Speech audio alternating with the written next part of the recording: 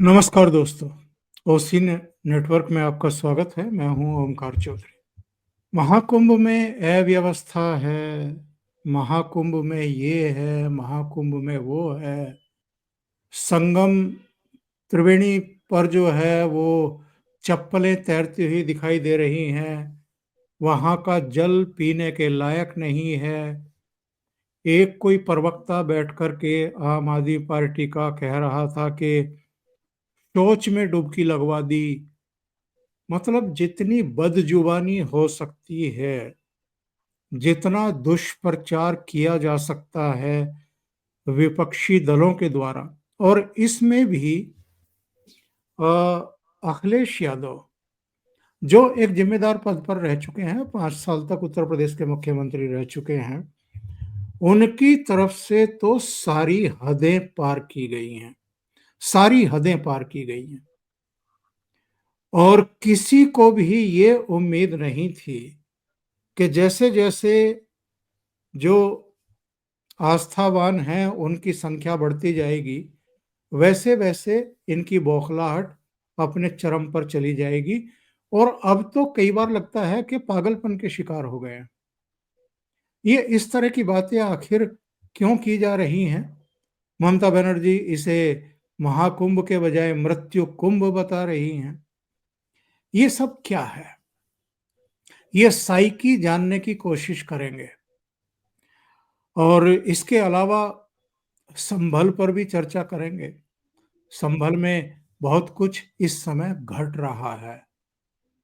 और ये तो अभी जो आरोप पत्र पुलिस ने दाखिल किया है उसमें उसने कह ही दिया है कि ये एक बड़ी साजिश थी।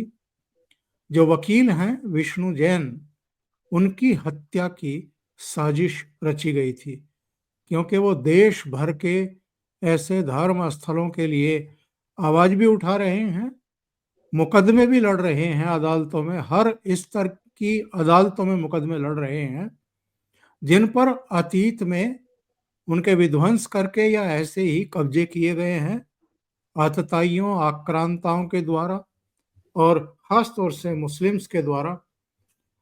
तो ना रहेगी बांस, ना रहेगा बांस, ना बजेगी बांसुरी। विष्णु जैन को ही खत्म कर दो। 10-5 दिन, महीना 2 महीना दंगे फसाद होंगे, उसके बाद देख लिया जाएगा। एक बड़ी साजिश थी, लेकिन इसमें भी कुछ पेंच हैं। मेरे दिमाग में कुछ शक और शुबहे हैं, उन पर भी हम चर्चा करेंगे।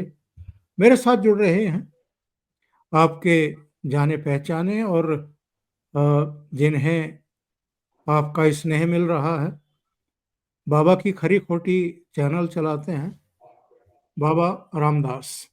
उनको जोड़ करके फिर चर्चा को आगे बढ़ाते हैं। बाबा जी, बहुत स्वागत है आपका। जय नमस्कार। श्री राम। जय श्री राम। जय श्री राम। बाबा जी, मेरे दिमाग में जो चीजें आ रही हैं वो ये हैं कि महाकुंभ में अगर वाकई अव्यवस्थाएं होती, जैसा ये अखिलेश यादव लगातार राग अलाप रहे हैं, तो सवाल ये है कि 60 करोड़ ने फिर डुबकी कैसे लगा ली अगर अव्यवस्थाएं हैं? राष्ट्रपति गए हैं, उपराष्ट्रपति गए हैं, प्रधानमंत्री गए हैं, गृह मंत्री गए, रक्षा मंत्री गए, उनके कई दूसरे कैबिनेट सहयोगी गए, वित्त मंत्री भी गई। इसके अलावा कई राज्यों के मुख्यमंत्री भी गए, भूटान नरेश भी आए थे। यहां तक के अखिलेश यादव और इनके चचेरे भाई धर्मेंद्र यादव भी वहां पर डुबकी लगाते हुए और बोट में नौका विहार करते हुए दिखाई दिए थे। धर्मेंद्र प्रधान तो क्यों सरासर झूठ बोल रहे हैं? और अगर जाम लगने को या एक दो जगह दुर्घटना होने को अव्यवस्था कह रहे हैं, तो ये दुर्घटनाएं तो इस देश भर में सड़कों पर पता नहीं कितनी होती है रोजाना। लाखों लोगों की मृत्यु होती है एक साल में। जाम तो हर छोटे बड़े कस्बों में भी लगने लगे हैं अब। यहाँ तो 60 करोड़ पॉपुलेशन पहुंची है। सर, देसी भाषा में इसको बोलते हैं कीड़े खोजना, कीड़े निकालना किसी चीज में। सर, असल में इस बार का जो महाकुंभ है ना, उसका विराट स्वरूप, इसकी कभी कल्पना तक नहीं की थी अखिलेश यादव ने कि इतना बड़ा आयोजन और इस हद तक भी सफल हो सकता है।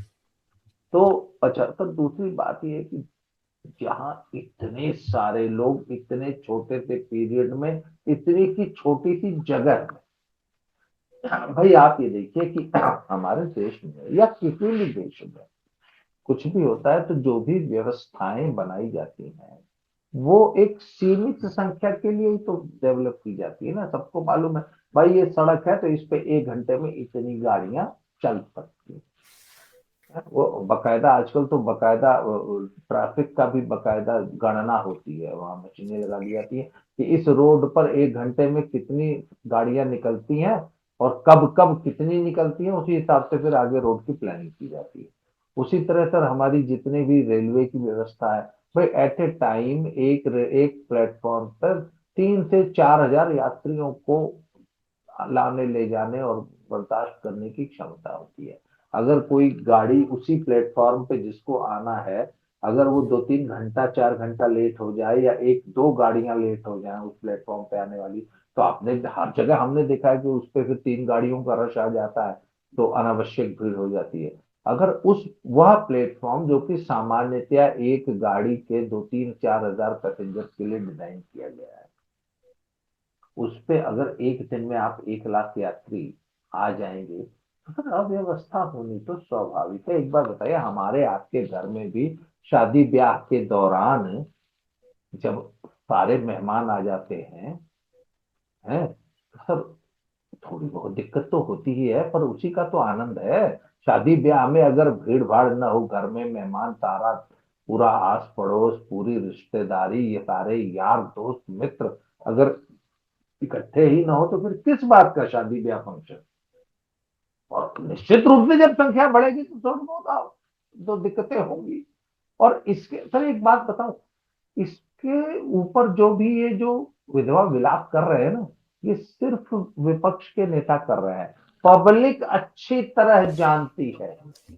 और सर मैं एक बात बताऊं, मैं आज से करीब 24 साल पुरानी बात है, इसी तरह एक बार कुंभ लगा था, उन दिनों मैं वहीं गांव पे ही था यार। सर लोग बताते थे कि गंगा जी एकदम सामने दिखाई दे रही है, मतलब जहां आप खड़े हैं वहां से 100 मीटर पे है गंगा जी जहां आपको स्नान करना है। परंतु क्राउड मैनेजमेंट का तरीका यह था कि वहां से आपको 10 किलोमीटर आगे भेज दिया और फिर लाइन लगा के फिर वापस लेके आए। सर लंबी लंबी लाइनें लगवाना ही क्राउड मैनेजमेंट का तरीका होता है। और कुंभ बिल्कुल। में मुख्य स्नान वाले दिन आपको 10-20 किलोमीटर पैदल चलना ही है। यदि इस पर कोई आपत्ति उठाता है तो इसका मतलब फिर वो वो सचमुच ही कीड़े निकाल रहा है किसी व्यवस्था में, किसी आयोजन में। अच्छा दूसरी बात है सर कि आखिर ये जो मेल्ट डाउन दिखाई दे रहा है ना, अखिलेश यादव, ममता बनर्जी या लालू प्रसाद यादव जैसे लोगों का या कांग्रेसियों का, सर बात ये ना कि सचमुच उनको भी ये आशा नहीं थी कि ये आयोजन इतना बृहद, इतना बड़ा और इतना सफल हो जाएगा। और सर एक बात बताइए, 60 करोड़ की आबादी का मतलब होता है आधा हिंदुस्तान। आधे हिंदू 110 आधे करोड़ के आसपास हिंदू हैं। हाँ, आधे हिंदू जो हैं वो स्नान करके चले गए। और जब स्नान करके चले, अच्छा सर उसमें सिर्फ इतनी सी बात नहीं हुई है। मैं आपको बताऊं, परसों नरसों की बात है, यहाँ पे मेरे पास पंजाब में मेरे एक मित्र आए, वो पहली बार यूपी गए, पहली बार। और वापस आके मुझे बोले कि पहलवान जी आप तो जो कहते थे यार वो एकदम सही बात है, हमने तो जो यूपी देखा तो मेरी तो आंखें फटी रह गई कि यूपी इतना डेवलप्ड है। हम तो पंजाब को ही भारत का सबसे डेवलप्ड स्टेट मानते थे, यूपी इतना डेवलप्ड है। तो मैंने पूछा आपने ऐसा क्या देख लिया, तो उन्होंने बोला कि हम तो जी प्रयाग, पहले यहाँ से लखनऊ, आगरा लखनऊ होते हुए प्रयागराज गए, फिर प्रयागराज से हम अयोध्या जी गए, अयोध्या जी से फिर हम काशी गए। तो सर उन्होंने वो सारा एक्सप्रेसवेज और 4 लेन्स और 6 लेन का जो पिछले 5-7 सालों में जो नेटवर्क बना है, तो कहते हैं कि यार यूपी में ऐसे, अच्छा बात ये कि पंजाब के लोगों ने भारत नहीं देखा पर यूरोप पूरा देखा हुआ है, अमेरिका पूरा देखा हुआ है। तो उनको डेवलपमेंट के जो पैरामीटर है ना, वो यूरोप और अमेरिका के ही समझ आते हैं पंजाबियों को। उनको लगता है कि विश्व की एकमात्र जो डेवलप्ड एरिया है वो अमेरिका ही है। तो तब जब उन्होंने यूपी देखा तो उन्होंने कहा अरे यार, यूपी का डेवलपमेंट तो अमेरिका को मार्क कर रहा है। सर ये बात आज 60 करोड़ हिंदू, जो कि जिसको शायद वैसे उत्तर प्रदेश को देखने का मौका नहीं मिलता, वो इस कुंभ में उत्तर प्रदेश देख गया। उसको समझ में आया कि उत्तर प्रदेश कितना डेवलप्ड, वो उत्तर प्रदेश जो आज से 5-7 साल पहले बीमारू राज्य हुआ करता था। सर मुझे वो इसी अखिलेश यादव के राज्य में, मेरे गांव में 6 घंटा औसतन बिजली आती थी सर, उसकी भी गारंटी नहीं होती। ये मैं सच बात बता रहा हूँ आपको, 6 घंटा। और आज उस हमारे गांव में 18 घंटे बिजली आती है। अभी भी हम 24 घंटे वाला तो नहीं टच कर पाए हैं, पर सभी शहरों और कस्बों में 24 घंटे आ रही है। एकदम छोटे कस्बे में 20-22 घंटे बिजली आ रही है। बड़े शहरों में तो पावर कट का नाम ही लोग भूल गए। आपको मालूम है, जनरेटर और इन्वर्टर इंडस्ट्री पूरी तरह यूपी में फेल हो चुकी है। अब जनरेटर और इन्वर्टर नहीं बिकते यूपी में। तो सर पंजाब यूपी को जिस तरीके से योगी जी ने शोकेस किया, पूरी दुनिया यूपी के डेवलपमेंट को देख के दंग रह गई है। और सर 60 करोड़ लोग योगी जी का प्रशासन, योगी जी की व्यवस्था, योगी जी का आतिथ्य, कुंभ में सर जिस प्रकार से लोगों ने भंडारे लगा रखे हैं, और सभी अखाड़ों के साधु संतों के जो शिविर लगे हुए हैं, और वहां पे जो व्यवस्था है, अच्छा आमतौर पर तो एक है, हमारे यहाँ हिंदुस्तान का तो ये बड़ा गंदा एक सिस्टम रहा है कि आमतौर पे टूरिस्ट प्लेसेस पे या ऐसी जगहों पे श्रद्धालुओं से और टूरिस्ट से लूट खसोट शुरू हो जाती है। जी दस हाँ। रुपए की चीज 10 रुपए की चीज 50 रुपए में बिकने लगती है। सर पूरे कुंभ के आयोजन में कहीं से भी ओवर प्राइसिंग की, ओवर चार्जिंग की, किसी किस्म की ठगी की एक भी शिकायत प्राप्त नहीं हुई।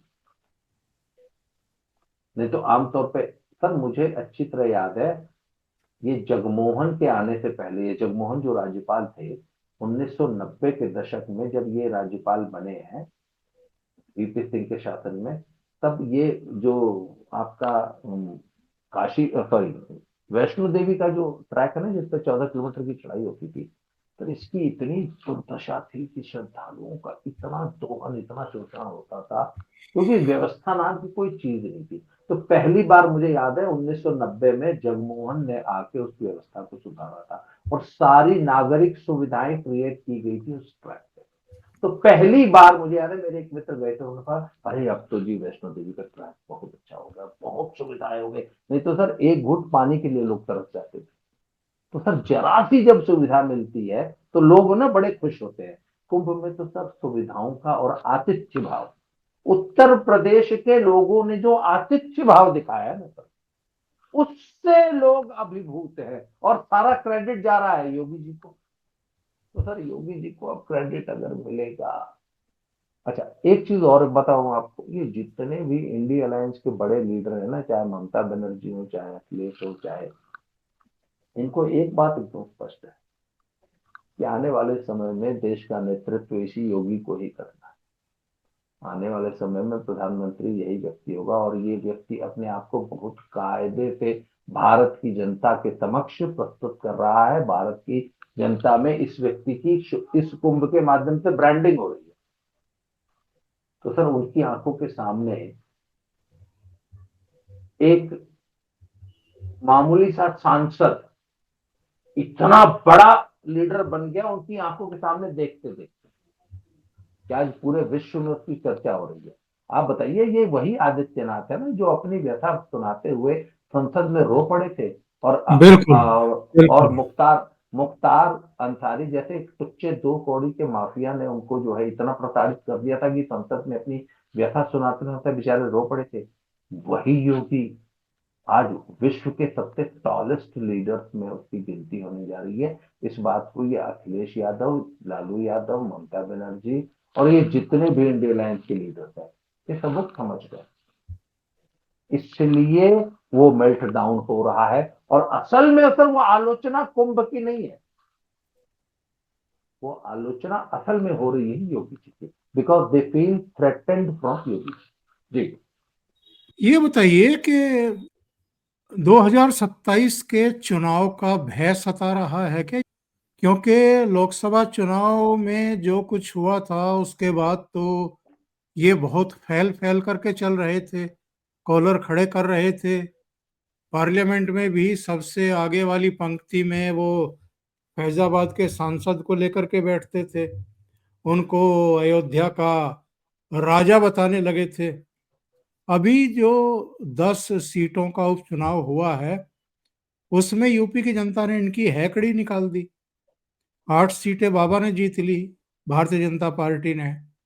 जी अब जैसा कि आप कह रहे हैं कि बाबा का कद तो इतना बढ़ गया है कि अब 2027 तो औपचारिकता मात्र दिखाई देने लगी है। जी महाकुंभ में जो व्यवस्थाएं इन्होंने की हैं वो अभूतपूर्व हैं। देश तो देश, विदेशियों ने भी उसकी मुक्त कंठ से प्रशंसा की है। तो अखिलेश यादव बुरी तरह घबरा गए हैं। सर, एक बात बताऊं, मिल्कीपुर की हार के बाद स्थानीय लोगों ने एक बात कही, जिस दिन तुमने इस अवधेश प्रसाद को अयोध्या का राजा कहा था, उसी दिन तुमने अपनी पतन की दास्तान, अपने पतन की कहानी लिख दी। और इस मिल्कीपुर में जो तुम्हारी इतनी बुरी हार हुई है, मिल्कीपुर और इन तभी 8 सीटों के उपचुनाव में, वो सिर्फ इसलिए हुई कि तुम्हारा दिमाग इतना खराब हो गया था 2024 के लोकसभा चुनाव के चलते कि तुम अवधेश जैसे एक सामान्य मानवी को की तुलना और जो है फैजाबाद सीट की विजय को तुम अयोध्या विजय के रूप में प्रचारित करने लगे, और अवधेश प्रसाद को तुमने राजा राम से तुलना कर दी। बस यहीं से जनता ने तुमको सबक सिखाने की ठान ली थी, और वही तुम्हारे पतन का कारण बना, और यही तुम्हारे पतन का कारण आगे भी बनेगा। जब तक लोगों को इस अवधेश प्रसाद का चेहरा याद रहेगा, जितना तुम इसका चेहरा दिखाओगे, उतने लाख वोट, जितनी बार मीडिया अवधेश का चेहरा दिखाएगी, उतने लाख वोट अखिलेश के कम होते जाएंगे। और सर, एक बात बताऊं आपको, मैं परसों की बात बताऊं, 8 लाख करोड़ का बजट प्रस्तावित किया है योगी जी ने उत्तर प्रदेश का। तो उस बजट को अगर आप ध्यान से देखें ना, तो उसमें 4 मुख्य बातें। सबसे पहले तो 5 जो बड़े हमारे तीर्थ स्थल है उत्तर प्रदेश के, उनके कॉरिडोर डेवलपमेंट के लिए लगभग 1,000 करोड़ रुपए सैंक्शन किया है। उसमें माँ विंध्यवासिनी माँ विंध्यवासिनी के मंदिर के कॉरिडोर बनाने के लिए है, बाकी बिहारी मंदिर मथुरा, आपके ये नैमिषारण्य, चित्रकूट, और पता नहीं एक मंदिर और है। इस तरीके से ये तो 5 बड़े प्रोजेक्ट्स हैं। इसके अलावा जो छोटे छोटे जो मंदिरों को जीर्णोद्धार और उनके सौंदर्यीकरण के लिए जो पैसे दिए गए हैं वो अलग है। अब लोग कहेंगे कि बजट में मंदिरों का कॉरिडोर और सुंदरीकरण पे इतना, बाबा जी आप खुश क्यों हो रहे हैं? क्योंकि योगी जी ने कुंभ के माध्यम से यह दिखा दिया कि कुंभ और रिलीजियस टूरिज्म, टेम्पल इकोनॉमी, वाणिज्य व्यापार और इकोनॉमी का कितना बड़ा वाहक है, और कितनी ह्यूज इकोनॉमी उत्तर प्रदेश के रिलीजियस टूरिज्म से डेवलप हो सकती है। ये इसकी एक छोटी सी बानगी देखी है लोगों ने। अच्छा, मैं आज आपको एक बात और बताऊं, सर चलो कुंभ तो अर्ध कुंभ 6 साल में महाकुंभ 12 साल में और पूर्ण कुंभ 12 साल में और महाकुंभ 144 साल में आता है। सर माघ मेला तो हर साल आता है, और माघ मेला की ड्यूरेशन भी यही रहती है, मतलब खिचड़ी से लेके और शिवरात्रि तक। सर मैं आज आपको बता रहा हूँ, जितना बड़ा कुंभ पहले लगता था ना आजम खान के जमाने में, जो अखिलेश यादव ने लगाया था, जिसपे हार्वर्ड वाले इनकी पीठ ठोक रहे थे, ये सो कॉल्ड। पर हर साल आज के बाद आप देख लीजिएगा, जितना भी माघ मेला लगेगा वो उस कुंभ से आजम खान वाले, माफ कीजिएगा मेरी तबीयत ठीक नहीं है, आजम खान वाले महाकुंभ से बड़ा तो माघ मेले का साइज होने जा रहा है। और ये हर साल, सर ये जो आपने भीड़ देखी है सड़कों पे, ये अब now this is going to be annual affair. हर साल जनवरी, फरवरी, मार्च, अप्रैल में उत्तर प्रदेश में यही इकोनॉमिक एक्टिविटी होगी। ये एक रिलीजियस सर्किट बन जाएगा, और इसमें आने वाले 2-3 सालों में नैमिषारण्य। अच्छा, अभी भी आपको मालूम है, मेरे एक मित्र हैं वो उधर रीवा साइड से आ रहे थे, वो कहते थे मैहर देवी पे मैंने जीवन में इतनी भीड़ नहीं देखी जो इस साल, पूरे रूट पे, कहते रीवा तक जाम। कहते हैं हमारे देश के जितने भी तीर्थ स्थल हैं उन सबको एकदम काशी विश्वनाथ कॉरिडोर की तरह उसको व्यवस्थित करके, थोड़ा सा रिवाइव करके, सुंदरीकरण करके तीर्थ यात्रियों के लिए अच्छी सुविधाएं जुटा दीजिए। तर जितनी आज पूरे देश की इकोनॉमी है ना, उतनी अकेले टेम्पल इकोनॉमी होगी। मैं ये कह रहा हूं कि योगी आदित्यनाथ ने जो बताया है 3.5 लाख करोड़ अकेले जी महाकुंभ से। जी और जी। एक और आंकड़ा चौंकाने वाला है, अयोध्या की जीएसटी का कलेक्शन नोएडा और गाजियाबाद को क्रॉस कर गया है। क्रॉस कर गया। और सर ये अब ये 6 और 12 साल पे नहीं हुआ करेगा, ये हर साल होगा। आज आप मेरी बात नोट कर लीजिए।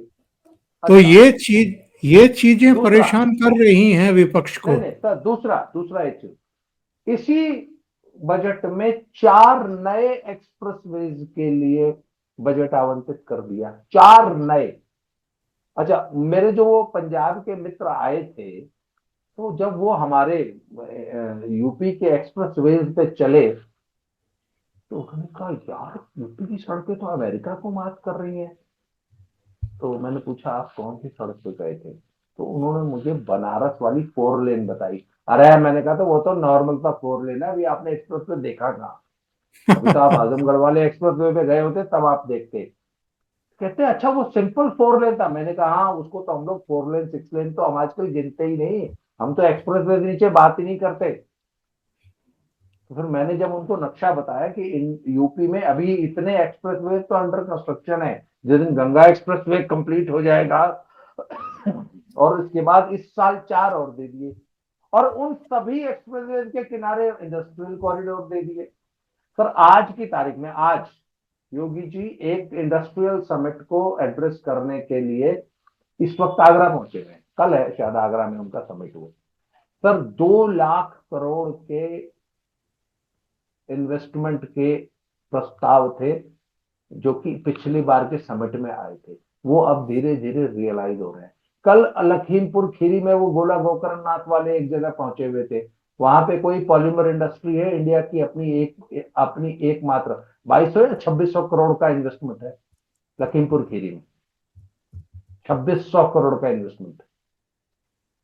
और साथ में लखीमपुर खीरी में एक शिव मंदिर है, उसका भी कॉरिडोर का शिलान्यास करा है। तो सर बात यह नहीं कि सिर्फ टेम्पल इकोनॉमी नहीं, पॉलीमर के कारखाने का भी उद्घाटन किया, और शिव मंदिर के कॉरिडोर का भी शिलान्यास किया, और एक्सप्रेसवे का भी उद्घाटन किया। तो सर योगी जी ने जो संपूर्ण विकास, सर्वांगीण विकास, टोटल डेवलपमेंट, जिसमें सर जो टेम्पल इकोनॉमी होती है ना सर, उसमें चाय बेचने वाला और फूड बेचने वाला और तिलक लगाने वाला भी कमाता है और 7 स्टार होटल वाला भी कमाता है। इस इकोनॉमी की जो सबसे बड़ी खासियत है कि इसमें समाज का हर व्यक्ति लाभान्वित होता है। तो सर ये इतना बड़ा एक इकोनॉमिक डेवलपमेंट प्रोग्राम है जिसको लेके अखिलेश जी आशंकित है, आतंकित है,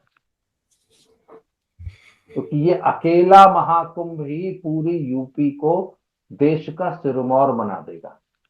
बिल्कुल, बिल्कुल। इसलिए घबराए हुए हैं अखिलेश यादव। ये बाबा का तो कद भैया इतनी तेजी से बढ़ रहा है। पर बाबा तो अब लोकप्रियता के मामले में योगी जी के मोदी जी के बराबर पहुंच रहे हैं। कहीं निश्चित आ कहीं तो गया। वो कहीं कहीं तो मोदी जी तो ऊपर निकल जाते हैं। बिल्कुल पर सही अखिलेश कह रहे हैं। अखिलेश अखिलेश क्यों नहीं घबराएंगे? और ये जो संभल को भी तीर्थ नगरी के रूप में विकसित करने का फैसला किया है बाबा ने। सर एक बात बताऊं आपको, बहुत बहुत कोसते होंगे मुसलमान जब आपस में बात करते होंगे ना तो अखिलेश यादव को, और बहुत कोसते होंगे उस दिन को जब इनको बहला फुसला के भड़का के उस दिन पत्थरबाजी के लिए वो 2-3 हजार लोग इकट्ठे करके और पत्थरबाजी जो करवाई थी। किसी ने सपने में भी सोचा था कि ये उस मस्जिद की सर्वे के खिलाफ की गई पत्थरबाजी और वो जो षड्यंत्र था वो मुसलमानों को इतना महंगा पड़ेगा? सर एक बात बताऊं, पिछले 3 महीने जरा फोकस हटा हुआ था योगी जी का। योगी जी का अभी भी रूटीन है कि आज गोला गोकर्णनाथ में थे तो भाग के सीधे वहां से प्रयागराज गए, कल आगरा आएंगे, वहां से भी भाग के वापस प्रयागराज जाएंगे। सर 26 तारीख तक योगी जी प्रयागराज में बिजी हैं। सर संभल की असली कहानी तो 26 के बाद शुरू होगी। और एक बात बताऊं आपको, आज की तारीख में 10 जो वहां पे कूप खोद के निकाले गए थे उनके तात्कालिक डेवलपमेंट के लिए और सुंदरीकरण के लिए वहां की नगर पालिका ने लगभग 1.9 करोड़ का एक मास्टर प्लान बना के दिया है कि जी हमें फिलहाल इन कुओं को रिवाइवल के लिए और ठीक ठाक करने के लिए 2 करोड़ का ये बजट है और ये हमारा प्रस्ताव है, इसकी आप टेंडरिंग कर दीजिए। तो हम ये 10 कुएं, अभी फिलहाल सिर्फ 10 कुएं, फिर इसके अलावा टोटल 69 तीर्थ है वहां पे, 19 कूप है। और क्या वहां के सर डीएम ने क्या किया है कि पूरा का पूरा रेवेन्यू विभाग जितने पटवारी तहसीलदार है ना मतलब सब अपने अपने कागज पत्तर लेके आए और पूरे संभल में, पूरे संभल जिले में, शहर में नहीं, पूरे संभल जिले में जितने मंदिर, बावड़ी, कुएं, तालाब है सबका रिकॉर्ड चाहिए मुझे। और सबका 1-1 इंच भूमि खाली कराइए और सबको वापस 11वीं शताब्दी वाले स्वरूप में करा दीजिए जब संभल महातीर्थ हुआ करता था, कल की भगवान का। तो सर आज का मुसलमान कह रहा है कि अच्छे खासे हैं हिंदुओं की जमीन पे, हिंदुओं के मंदिरों पे, हिंदुओं के तीर्थ स्थलों पे कब्जा करके उनके ऊपर घर बना के मस्ती से रह रहे थे कि किस कम बखत ने हमको किस घड़ी में जो है पत्थरबाजी में फंसवा दिया और शैतान जो है वो हमारे सिर पे सवार करा दिया। और उस शैतान की शैतानी का यह नतीजा है कि आज पूरा का पूरा संभल हमें अपने हाथों से खोद के वापस हिंदुओं को सुपुर्द करना पड़ रहा है। और सर अभी तो जरा 26 तारीख वाला शिवरात्रि का नाम गीत जाने दीजिए, संभल की असली कहानी तो 26 से शुरू होगी। अभी तक तो कुंभ भी चल रहा था और चार्जशीट दाखिल होनी शुरू हो गई है। लेकिन चार्जशीट में मुझे एक पेंच दिखाई दे रहा है। जब ये दंगा हुआ था, कुंदरकी की हार के तुरंत बाद ये सब शुरू हुआ था और तब कहा गया था कि ये बौखलाहट का नतीजा है। तब कहा गया था कि संभल का जो सांसद है ये उसका किया धरा है। अब जो पुलिस की कहानी आ रही है वो कह रही है कि कोई दुबई में बैठा हुआ है, उसने वहां अपने किसी गुरके जिसका नाम गुलाम है उसको आदेश दिए कि साहब विष्णु जैन की हत्या करवाओ, कर्फ्यू लगवाओ, सारे हिंदुस्तान में दंगे फसाद शुरू करवाओ। ये सारी चीजें कही जा रही हैं। यानी विष्णु जैन की हत्या की साजिश थी, इसमें तो मुझे कोई संदेह नहीं है। लेकिन फिर इसमें जियाउर रहमान बर्क की भूमिका कहाँ गई, या समाजवादी पार्टी की भूमिका कहाँ गई, अगर कोई थी तो? तो इसके अलावा एक संभल का विधायक है, उसकी भी भूमिका है। हाँ हाँ, वहां पे जो उस दिन जो भीड़ इकट्ठी थी, उसमें आपस में कंपटीशन चल रहा था। इकबाल और ये दोनों। हाँ, तो वहां पे सर ये था कि अगर इस पे पत्थरबाजी होती है और पुलिस पार्टी और कोर्ट कमिश्नर के ऊपर हमला होता है, तो अंत में फिर इसका क्रेडिट कौन लेगा? तो वो क्रेडिट लेने के चक्कर में सांसद ने अलग भीड़ जुटाई थी सर, विधायक ने अलग जुटाई थी, और ये एक दूसरे के ऊपर पत्थरबाजी और फायरिंग करने लग गए। वो जो 5 लोग मरे हैं, वो इनकी आपसी फायरिंग का नतीजा था। जी जी। तो सर इसमें सांसद जी भी जाएंगे और विधायक जी भी जाएंगे। और सर एक बात बताऊं आपको, सर यहां से समाजवादी पार्टी की बर्बादी की दास्तान संभल से शुरू होगी, मैं आपको बताऊं। बस आप सिर्फ 2 महीना रुकिए, 2 महीने। अभी जरा ये महाकुंभ से योगी जी जो है जरा खाली हो जाए, वो एक बहुत बड़ा दायित्व कंधे पे आया, बस वो सब चल बीत जाए। 26 तारीख का स्नान, उसके बाद 28-29 तक जो है वहां से भीड़ थोड़ी सी छट जाएगी। फिर योगी जी जब एक बार प्रयागराज से फ्री होंगे सर, फिर संभल पे तो असली फोकस अब शुरू होगा। और सिर्फ सिर्फ अच्छा इतना ही नहीं होगा सर, इसके अलावा आप देख लीजिएगा कि 1,000 मंदिर ऐसे निकलेंगे जिसपे से मुसलमान खुद ही अपना दावा छोड़ छोड़ के, बल्कि मुसलमान आज के बाद ट्राई ट्राई करते हुए खुद ही बोलेंगे भैया एक मंदिर यहाँ भी बंद है, इसको भी ले लो। आप लोग, अरे ये तो वो खुद ही निकाल के सरेंडर करेंगे। और सर मैं बता रहा हूँ आपको, संभल अगला अयोध्या जी बनने जा रहा है, और वो जियाउर रहमान बर्क अगले आजम खान बनने जा रहे हैं। इसमें कोई दो राय नहीं है, मैं सहमत हूँ आपसे। बहुत बहुत धन्यवाद आपका। आपने इतना समय निकाला, और स्वास्थ्य ठीक नहीं है फिर भी समय निकाला। बहुत बहुत धन्यवाद आपका। थैंक यू सो धन्यवाद सर। मच। जय श्री राम, प्रणाम। जय श्री राम।